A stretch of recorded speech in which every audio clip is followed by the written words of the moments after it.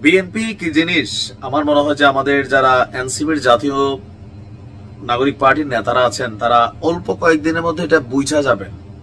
আর ইতিমধ্যে অনেক কিছু বুঝা গেছেন, আরো অনেক কিছু বোঝার বাকি আছে।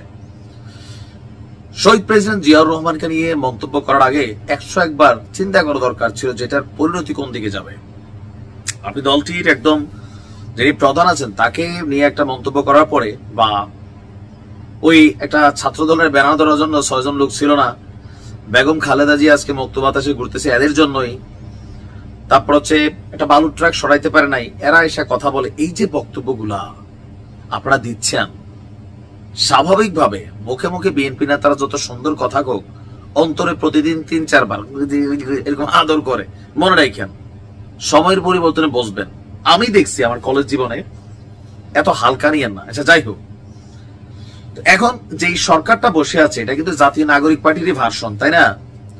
তাদের যাবতীয় চাওয়া পাওয়া সরকার দিয়ে পূরণের চেষ্টা চলে। এদের একটা প্রধান চাওয়া ছিল 24-কে 71-এর কাছাকাছি নিয়ে একটা জায়গায় রাখা। কেন? কারণ লাভ কি হবে? এই যে ধরেন বিভিন্ন জায়গায় সুযোগ সুবিধা, সালাম, সেলুট, ফোন, বিভিন্ন কিছু দেখছেন, এগুলো হবে। যারা মানে আজীবন একটা দাম পাবেন এরকম, মানে 1971-এর যেই মুক্তিযুদ্ধ আর 24-কে নিয়ে এরা গোলায় ফেলতেছে। আর এই গোলানোর কাজটা করতেছে কারা? যারা রাষ্ট্রের 7 মাস সময় ধরে টাকা পয়সা খাইয়া সংস্কারের জন্য কাজ করছেন, তারা সংস্কার কমিশন মানে জাতীয় ঐকমত্য কমিশনের কাছে সংস্কার সংক্রান্ত আপনার যেই বেশ কিছু জিনিস প্রকাশ হয়েছে সেখানে গিয়ে বিএনপি তাদের রিয়েকশন দিছে। এখানে মেইন রিয়েকশন কোনটা? বাংলাদেশ রাষ্ট্রের নাম পরিবর্তন। এটাও এনসিপির নেতাদের চাওয়া, যে মাহফুজ, তারপর হচ্ছে এই আসিফরা, তাদের সবারই চাওয়া বাংলাদেশের রাষ্ট্র নাম জনগণতান্ত্রিক এরকম দিয়ে আসবে। কিন্তু বিএনপি মনে করছে এটা দরকার নাই। দেশের মানুষ একটা সিস্টেমে বাংলাদেশের একটা নামে অভ্যস্ত। হঠাৎ করে নাম যত সুন্দরই হোক, ধরেন আমার নাম নাইম, এখন আমার নাম কেউ দিল মিস্টার চৌধুরী নাইম অথবা নাইম ক্যাটম্যান, নাইম ব্যাটম্যান, জবি হ্যাঁ একটা কিছু দিল, ভাল লাগবে? আমার ভাল লাগবে না, আপনারও লাগবে না। আপনার নাম আবুল হইলেও আব্বা আম্মা আবুল রাখছে, জনগণ আপনার আবুল চিনে, আপনি এটাতে খুশি, রাইট? বিএনপি মনে করছে যে এই জায়গায় এটা দরকার নাই, এটা অপ্রয়োজনীয়। নাম্বার 1। নাম্বার 2, 1971 সালের স্বাধীনতা যুদ্ধের সঙ্গে 2024-এর গণঅভ্যুত্থানকে এক কাতারে নিয়ে আসার যে বিষয়টা সামনে আসছে, এটা নিয়ে বিএনপি দ্বিমত প্রকাশ করছেন। দলটির স্থায়ী কমিটির সদস্যরা গতকালকে নানান বক্তব্য দিয়েছেন। সেই বক্তব্যে আমরা দেখছি যে আপনার সালাউদ্দিন বলছেন 5টি সংস্কার কমিশনের প্রতিবেদনের উপর তারা যে স্প্রেডশিট আমাদের দিয়েছিলেন তার উপর আমরা বিএনপি থেকে মতামত দিয়েছি। তো ওনার বক্তব্য কি?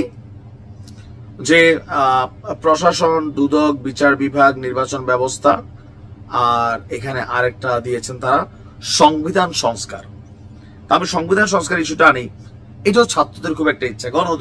গণপরিষদ নির্বাচন, এখন বেসিক্যালি গণপরিষদ নির্বাচনটা হয় যখন একটা রাষ্ট্রের জন্ম হয়, সেই রাষ্ট্রের সংবিধান থাকে না, সরকার থাকে না, তখন একটা নির্বাচন হয়, একটা সরকার গঠিত হয় অথবা একটা সংবিধান তৈরি হয়। বিএনপি মনে করছে আজাইরা জিনিসের দরকার নাই। নাম্বার 1। নাম্বার 2, সংবিধানে যে বিষয়টি থাকার কথা ছিল সেটা তারা উল্লেখ করেনি। সংবিধানের প্রথম পৃষ্ঠাকে পুরোপুরি সংশোধনের প্রস্তাব আসছে, অনেকটা রিরাইটের মতন, যেখানে 71 সালের স্বাধীনতার সাথে 24-এর অভ্যুত্থানকে এক কাতারে নিয়ে আসা হয়েছে। যেটা এক কাতারে রাখাকে আমরা একমত বলে মনে করি না, আপনার সেটা তারা পরে প্রকাশ করবে। তারপর রিপাবলিক দিয়ে রাষ্ট্রের নাম পরিবর্তন। বাংলার মধ্যে জনগণতন্ত্র বা নাগরিকতন্ত্র লিখতে চান, এটার প্রয়োজন নাই বলে বিএনপি মনে করছেন। মৌলিক অধিকার বা মূলনীতির ক্ষেত্রে ব্যাপক পরিবর্তনের কথা বলেছেন, কিন্তু আমরা প্রস্তাব করছি সংবিধানের যেসব ধারা রয়েছে তার মধ্যেই স্টেক হোল্ডারদের সাথে আলোচনা করে মূলনীতি ক্ষেত্রে সংশোধনী আনা যায়। আর এখানে অনেক কিছুই তারা সংযোজন বিয়োজন করেছে। তবে মূল জিনিসটি যেগুলো এনসিপির চাওয়া, বাংলাদেশের নাম বদলাই দেওয়া, তারপর হচ্ছে সংবিধান পরিবর্তন করে ফেলা, এগুলো কিন্তু পারবে না। বিএনপি কোন লেভেলে গিয়ে এদেরকে খেলবে, যারা বুঝে তারা বোঝেন, যারা বোঝেন না তারা সামনে বুঝবেন। কারণ লুৎফুজ্জামান বাবরের একটা ভাইরাল ডায়লগ ছিল, উই আর লুকিং ফর শত্রুস। মাথায় রেখেন। ভালো থাকবেন।